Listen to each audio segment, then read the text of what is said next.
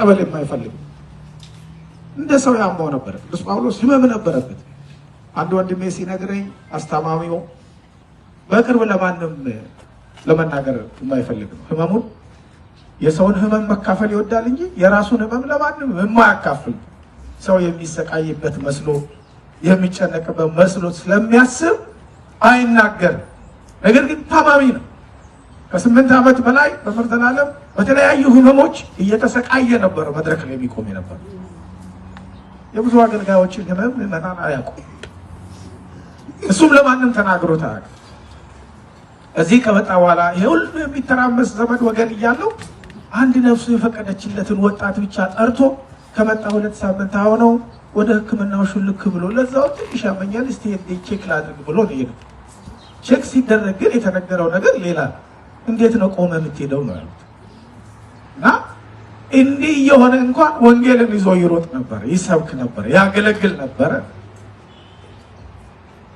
ዛሬ በፌስቡክም ሆነ በዚህ አይነት ሁኔታ ያለው የሚሮጠው ህዝብ በመርዘላለም ወንጌሉን እንጂ ህመሙን ሰምቶት አያውቅም፣ ጭንቀቱን ሰምቶት አያውቅም፣ ጉዳቱን ሰምቶት አያውቅም።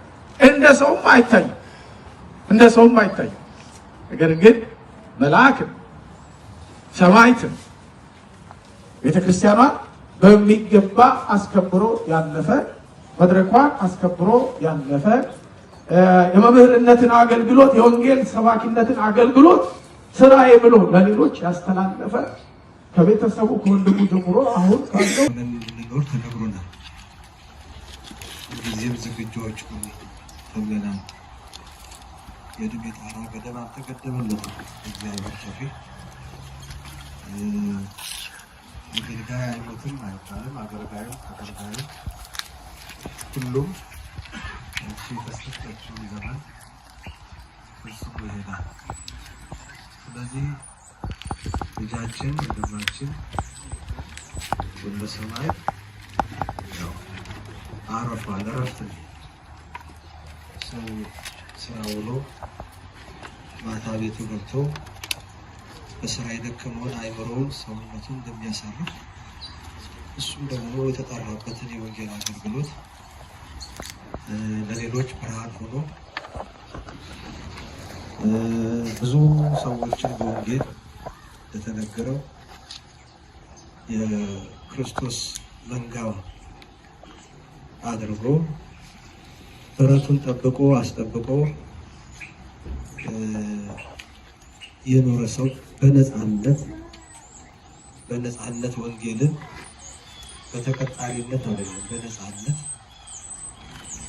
በየቦታው እየሄደ አገልግሎት የሰጠ እግዚአብሔር በነፃ የሰጠኋችሁ እናንተም በነፃ ለሌሎች ስጡ ባለው አምላካዊ ቃል መሰረት እንዲህ አድርጎ አገልግሎ ወደ እግዚአብሔር ሄዷልና የሄደበትን መንገድም ስለምናውቀው ሰውንና ስንሰማ መደንገጥ ሐዘን የተፈጥሮ ጉዳይ ነው። ግን የሄደው ወደ ህይወት ነው። አደወ ሞት ውስጥ ህይወት፣ ከሞት ወደ ህይወት ነው ሄደው። ዛሬ እዚህ ዓለም ኑሮ ያው ዛሬ ደስ ይለናል፣ ነገ ይከፋናል፣ ዛሬ እናገኛለን፣ ነገ እናጣለን፣ ዛሬ ከነ ይሆናል፣ ነገ ያመናል። እንዲሁ ተጅጎረጎረ ነው። ስለዚህ ወደ ህይወት ነው እና ሄደው በዚህ እንጽናናለን። እግዚአብሔር ደግሞ ለመንጋው ቤቱን ባዶ አይተው። አንድ አገልጋይ ሲጠራ 1000 አገልጋዮች ከታች እግዚአብሔር ደግሞ ይተካል፣ ያስነሳል። የቀዳቆናት እስጢፋኖስ በቦተ ጊዜ 8000 ማህበር እስጢፋኖስ የተቋቋመው በሱ እና እግዚአብሔር ጉባኤውን አያጥፍም፣ መምህራን ይተካል። ነገር ግን እንግዲህ ይሄ መልእክቱ ምንድነው ነው? እንግዲህ እግዚአብሔር በየጊዜው በተለያየ መንገድ ይነግረናል። አሁን በዚህ በተለይ ከቅርብ ጊዜ ወዲህ ሀገራችንን የምንሰማው እዚህ በገና በማዕከላዊ ዕድሜ ላይ ያሉ በወጣትነት ያሉ እንዲሁ ድንገት ሞቱ የሚባል በጣም ቁጥራቸው እየጨመረ ነው። ድሮ እንደዚህ አይሰማም። አሁን ግን ዓለማውያኑ መንፈሳውያን የትኛውም ስንመለከት በቃ የሚሰማ ሁሉ እንደዚህ አይነት አስደንጋጭ ዜና ነው። ነገር ግን የሚያሳዝነው ለጊዜው እንደነገጠና ወዲያው እንረሳውና ወደዛው ወደ ክፋታችን እንመለሳለን። ወደዛው ወደ ነበርንበት ህይወት እንመለሳለን። እና ይሄንን ነው መጠንቀቅና ማሰብ ያለብን። እሱም ሲደክምበት የኖረው ህይወት ይሄንኑ ነው። ሰዎች ፍጹማን እንዲሆኑ ሰዎች በተሰጣቸው በእግዚአብሔር ፍቅር እንዲኖሩ ይሄን ነበር እሱም ሲሰብክ የኖረው። ይሄንም የእግዚአብሔር መንግስት ነው። ስለዚህ እናምናለን መቼም አማኞች ነንና ያ አንደበት ዛሬ ዝም ቢልም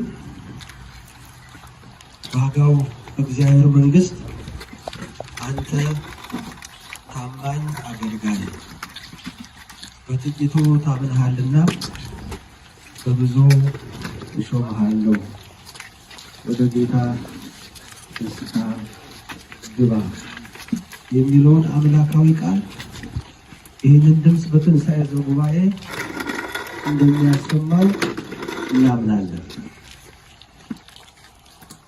እና እናንተ የትኛውን ድምፅ እንሰማ ይሆን? እናንተ አባቴ ብሩካን የሚለውን ነው ወይስ ሌላውን ይሆን የምንሰማው? ጆሯችን ዝም ብሎ በዝምድና ወይም ደግሞ በአስተያየት የሚሰጥ ፍርድ አይደለም። እዚያ አውቀዋለሁ ግድ የለም ብዙ ጽድቅ አለው እዚህ ጋር ቢሆን በዚህኛው አጣጡለት ተብሎ እነ ሚካኤል እነ ገብርኤል ሌሎቹ ተልከው የሚያስተካክሉት ኬዝ አይደለም። ወይ ፈዲዮ ለኩሉ በከመ ምግባሩ ምግባራችንን ስራችንን የሚከተለው ይሄን ነው። ስለዚህ መምህር ዘላለም የተከተለው ይሄ እውነት ነው። ያ እውነት የሆነውን አምላክ እውነት የሆነውን ክርስቶስ ሲሰብከው ኖሯል በህይወቱ። ከፊታችን ትንሣኤ መጥቷል፣ እናምናለን። ይነሳል፣ በክብር እንደሚነሳ እናምናለን። የክብር ትንሣኤ እንዳለው እናምናለን። ትንሣኤ ሁለት መልክ አለ። የሐሳር አለ፣ የክብር አለ። የወልደ ሰማያት የክብር ትንሣኤ ይነሳል። አገልግሎት አለ እንዳላችሁት ወንድሞቹ በየተራ እንደመሰከራችሁት ጨርቄን ማቄን የማይል በዓለም ውስጥ ያለ መናኝ ባህታዊ ሆኖ ራሱን ቆጥቦ የኖረ አገልጋይ ነው። ትምህርቱ በመድረክ ላይ ብቻ አይደለም። አንዳንድ ጊዜ መድረክ ላይ ጮሆ ከዛ በኋላ ከመጋረጃ ጀርባ ደግሞ ዝም ብሎ እብዶችም አይጠፉም። የሱ ህይወት ግን ከመጋረጃው ጀርባ ከመጋረጃው ፊት ወንድሞቹ እንደመሰከራችሁለት ነው። እኛም እናውቃለን። ብዙ አባቶች አዝነዋል። ዛሬ የብዙ ሊቃነ ጳጳሳት ስልክ ስመልስ ያልኩት ያልደነገጠ የለም፣ ያላዘነ የለም። ብዙዎቹ ዛሬ መቼ መጥተው ነው ይሉኛል። አይተነዋል እኮ ከትላንት ወዲያ አይተነው አልነበረም ወይ? እንዲህ ሆኖን አልነበረም ወይ? መቼ ነው ወደ እርሱ ጋር ሀገረ ስብከት የመጣው ይሉኛል። ኧረ እኔም ካረፈን የሰማሁት መምጣቱን አላወኩም። ጥበበ እግዚአብሔር አያችሁ፣ እዚህም ያገለገላቸው ምዕመናን ስንብት ነበር ማለት ነው። እኛንን የማናውቀው እንግዲህ አንድ ሳምንት እድሜ ይመስለኛል እዚህ አካባቢ የቆየው ያው በሕክምና እንግዲህ ለስንብት ነው የመጣው። እዚህ ያለው ህዝብንም ተሰናብቶ እንደገና ደግሞ እዚያ ደግሞ ያሉትን ቤተሰቦቹን ይሄዳል፣ ደግሞ ይሰናበታል። ስለዚህ እኛ አሁን ከኛ ነው የተሰወረው እንጂ እሱ አውቆታል ማለት ነው። እሱ ተረድቶታል። እና ከዚህ ህይወት እኛ መማር አያችሁ፣ እውቀት ቢኖር ሀብት ቢኖር ዝና ቢኖር ምንም ነገር ቢኖር ሁሉም ከንቱ ነው እንዳለው ሁሉ ነገር ያልፋል። የማያልፈውን የእግዚአብሔርን መንግስት በፍቅር ለመውረስ የፍቅር ሰዎችን የበረከት ሰዎችን የይቅርታ ሰዎችን ይሄ ነው የሚያስፈልገው። በእውነት ዘላለም ያው ሁላችንም እናውቀዋለን። የሚያስተምረው ከተሰበረ ስሜት ጋር ነበር። ስለ ሀገሩ፣ ስለ ቤተ ክርስቲያን፣ ስለ ሰው ህይወት ሲመሰክር ከእንባ ጋር ነበር ብዙም ጊዜ የሚያስተምር፣ ከሲቃ ጋር ነበር የሚያስተምረው። እናውቃለን። ከውስጥ የሚመነጭ ነው፣ ከልብ የሚወጣ ነው እንጂ እንደ ስራ ቆጥሮት መድረክ ላይ አስተምሮ ወርዶ በቃ እንትን ይላል ሰው በቃ ህይወት አድርጎታል። ገና ከልጅነቱ የጀመረው አገልግሎት ነው፣ ጥሪ ነው። ይህንን እውቀቱን በእግዚአብሔር የገለጠለት እኮ ነው። እውቀቱን እያሰፋለት ተወዳጅ ሆኖ እንደተወደደ ሳይጠገብ የሄደ መምህር ነው፣ ሐዋርያ ነው። ስለዚህ ይሄ ደግሞ የሐዋርያት ጠባይ ነው። ሐዋርያት ቅድም እንደተባለው ብዙዎቹ በጉልምስና በወጣትነት አገልግሎታቸውን እየፈጸሙ ይሉት ባለቤቱ ራሱ መድኃኔዓለም 33 ዓመት አይደለም ጊዜ ቆየው። ቁም ነገሩ ስራ መስራት ነው። ረጃጅም ዘመን መኖሩ እኮ ትርጉም የለውም። ምን የሚጻፍ የሚነገር ስራ ከሌለ ምንድን ነው ይሰራ? አሁን በመጽሐፍ ቅዱስ ትልቅ ዕድሜ ያለው ማን ነው? ማን ነው? ምሰራ ስለማቱ ሰላም የተጻፈ ነገር አለ። ስለዚህ የዕድሜ ቁጥር አይደለም ቁም ነገሩ። ረጅም ዕድሜ የጽድቅ ምልክትም አይሆንም። ዕድሜ ጠግበው እንደዚህ ብሎ ሄዱ እና ትርጉም እሱ አይደለም። ቁም ነገር ሰርቶ መሄድ ነው እንጂ እነ ቂርቆስ በ3 ዓመታቸው አይደለም፣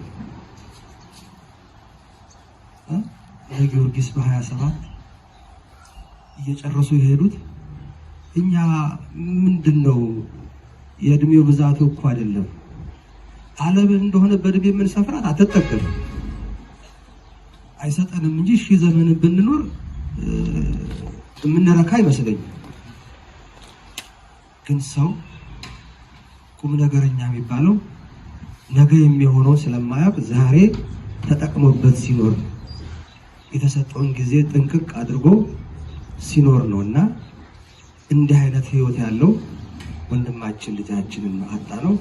እንደ ቤተ ክርስቲያን ሐዘኑ ሁሉ የመላ ኢትዮጵያውያን ኦርቶዶክሳውያን ሐዘን ነው። ነገር ግን የሄደው ወደ ፈጣሪው ነውና በዚህ እንጽናናለን። ከኛ የሚጠበቀው ከዚህ በኋላ እኛን ብሎ ሊሰናበት መጥቷልና እኛ ደግሞ በክብር መሸኘት ነው። በክብር ወደ ቤተሰቡ መሸኘት ነው።